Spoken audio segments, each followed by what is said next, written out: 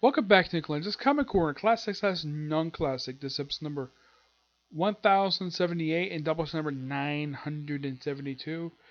This one, return to the Kevin Smith stuff. Yep, Kevin Smith. Now, previously I had reviewed of his Spider-Man, Spider-Man / Black Cat, Evil Men Do, Batman Calligraphy, Batman Whiting Gur, Batman 66 Makes the Green Hornet. And now, we have more Kevin Smith stuff. We have his entire run for the Green Hornet. 10 issues. He wrote this with a man by the name of Phil Holster. Artwork by Jonathan Cho, who did all 10 issues. The cover art for the collection and some of the individual issues in here are done by Alex Ross. Yep. We also have artwork by at least a bunch of. We have Stefan Savalia, John Casty, Joe Benz. Yep. Now, the story for these 10 issues is this. That the original Green Hornet, Brett Reed, has decided to retire after capturing his last mobster. So after 5 years of crime fighting, he retires to become a family man. Well, he was already married and had a kid at that point. But yeah, retired. And he also decided, and of course, Kata decided to get married too. More on that later. Yep. Then we jump ahead about what seems like about almost 20 years later, where Brett Reed is basically an aged man, and we see his son, Brett Reed Jr., is a spoiled richback. Despite being a spoiled rich kid, he does basically stand up for his father, and he's a pretty decent guy. And at one point, and here's the thing, Brett Reed Sr., his name is the character in Brett Reed Jr., he did not want his son to become the Green Hornet at all, but he decided to do anyways in order to avenge his father's death. Now, he does do something with the actual guy who kills him. Now, the guy who kills Brett Reed Sr., the original Green Hornet, is a guy called the Black Hornet. Who this guy really is basically kind of similar to that. Yeah, apparently his father was the guy who was supposed to kill him in prison. And apparently this guy is also a multi-millionaire who owns a video game company. Which apparently Brett Reed is a fan of one of the games he actually makes. And he meets both Brett Reed Sr. and Jr. And the fact that Sr. gets a chance to see a weapon, a special plane that's built, and he'll keep it secret in exchange for photos of this. Like, okay, fine. Now, the whole storyline is told in these 10 issues. Yep. And then, of course, during the party, we see this mysterious, we'll call the Dragon Lady. This woman is later revealed to be Mulan Kato, the daughter of the original Kato. Awesome. Yep. And then later on in the series, a little bit later, she sports a Kato costume. Yep. Puts on the actual costume. Pretty much very similar outfit to what her father wore. And we have the Black Beauty. Yep, the Black Beauty. Yeah, it can't be the Green Hornet without the Black Beauty. It's one of the few things about the Green Hornet. Also, he decided to sort of try to modernize the outfit. Try a few different attires. One looks like half the time he acts like frickin' Batman here. My only guess is the reason why Kevin Smith wrote him, basically, where he said to copy Batman, because Kevin Smith wrote some Batman comics. Remember, Batman's even referenced as a comic book character in this very series. I mean, I get the reason why he was allowed to do that. My guess is the only reason why DC didn't sue him for mentioning Batman is because he wrote Batman comics and Kevin Smith basically is put on good terms. He's probably allowed to do it. And plus, it's not like Batman's going to make a physical appearance in this comic book. And at the time, he was not going to do a crossover Batman. He would later do that with Batman 6 means Green Hornet. But that was with a different Green Hornet in this one. Yeah, and think about these 10 issues. These are actually based upon an unproduced script he had for the Green Hornet movie that he was going to make. Yeah, for some reason he decided not to make it and was made to his 10-issue series. Fantastic. And, when you see the character of the Black Hornet, he kind of reminds you of, if you ever heard of any, known, now when you think of pulp superheroes, what's the first one you think of? You think of the Shadow, Green Hornet, obviously, Doc Savage is basically one of them people tend to think of. Some people do think of, the Avenger. No, it's not. It's not. Let's say the Avengers Marvel comic. This is basically a predecessor. Now, there's a character who has a very similar look to the Black Hornet, and his name is the Spider. Now, you're probably thinking, Nick, who the heck is the Spider? The Spider is the character that was the loose inspiration for Spider-Man. Yes, that's indeed true. That's what the character is. He was basically Stan Lee's inspiration for Spider-Man. Just like the Shadow was basically inspiration for Batman. Green Hornet, well, there's connections to him and the Lone Ranger. Yeah, there's crossover. There's even crossover with Lone Ranger. Very age one. Those that in the 1930s. Yep. And the way he defeats the Black Hornet by taking off his pants when he's falling off a building. It's like, okay, I killed my father's killer by taking off my pants. That was quite hilarious, but yeah, it's also revealed that the mayor was actually the DA from when Brett Reed Sr. was alive. Yeah, he's the mayor. And apparently he's been in office for like 4 terms. He's going for his 5th term. Now, it's assumed that he possibly has been in office, say, 4. Mayors like every 2 years. Yeah. Let's see.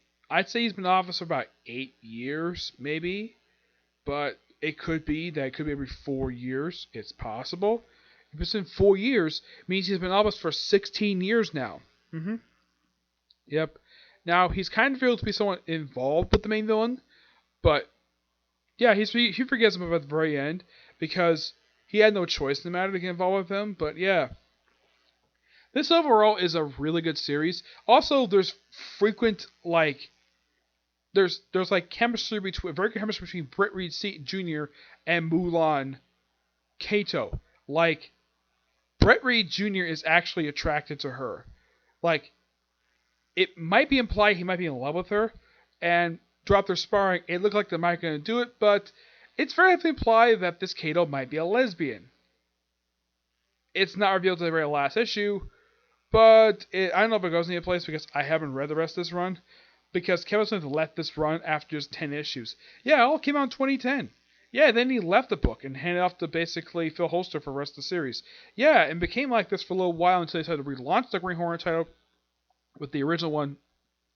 But when I heard they retitled the series Green Hornet Legacy, now this series was Green Hornet Legacy in order to continue this book, and as in the case of the Green Hornet, which I have read, I told Mark, and the written by Mark Waid, really good book, I highly recommend checking it out. Yeah, these 2 books, purely fantastic, love them. And this is one really cool cover in this book here, where even though it doesn't happen in the book, but imagine if this actually happened in the book. Yeah.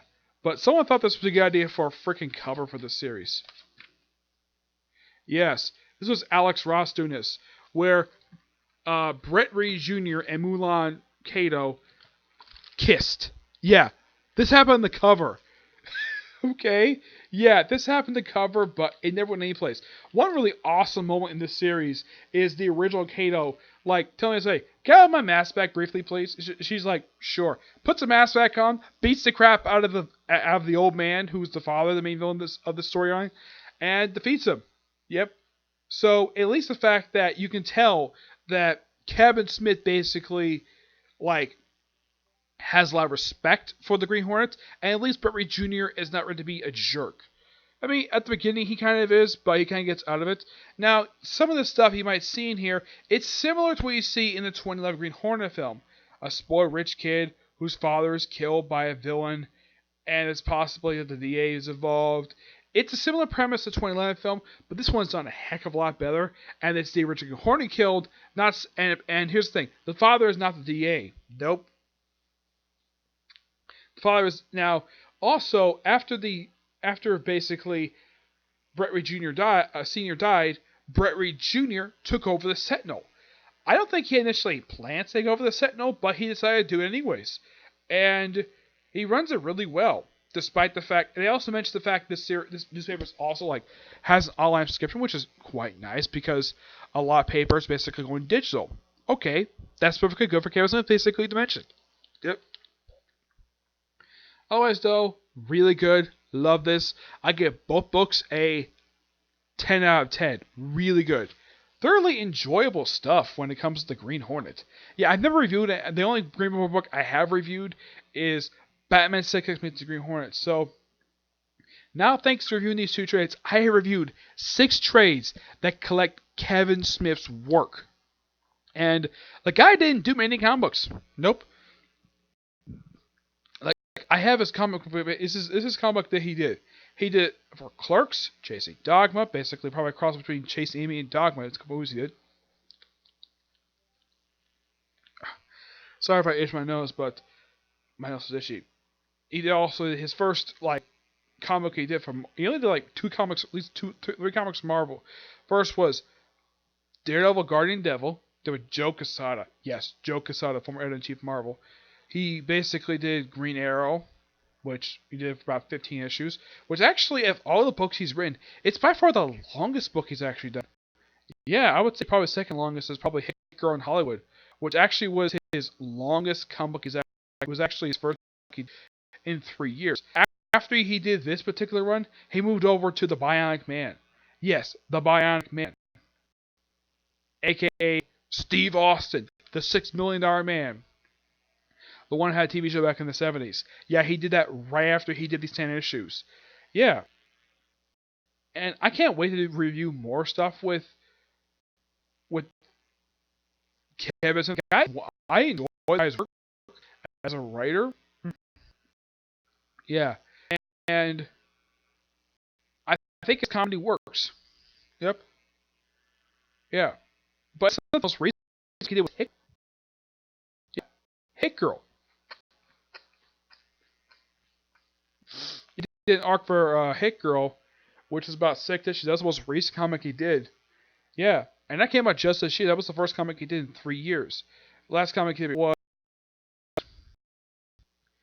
Yoga Holster. Yep. And so this run came out 9 years ago. Yes, 9 years ago. This run basically, that's when this run came out. And wow, the artwork is still really good. Now, Alex Ross doing the artwork, that is not surprising because Alex Ross did a lot of work for Dynamite. If you look at his entire catalog of work, I would say probably about 90% of the work he's done in the last 20 years has been for Dynamite. Yeah, he's also done stuff for Marvel and DC, Most Noble Kingdom Come. I might get that when I go to Comic-Con next month. Yeah, I might get more stuff. Depends on what trades I get at Comic-Con when I go there next month, basically in Lakeland. But I'll get my thoughts on that when I get to it, okay? So yeah, that's it for this particular review. I might have one more review I'm going to do today, and that'll be a review of the next arc for Demon Slayer. But aside from that, I have no reviews that I'm going to do today. Aside from that, tomorrow I have roughly, I'd say probably about one video to do tomorrow, and that's why I review Black Clover, and probably a review of Redma. That's pretty much it, okay? But to see you next view. Bye.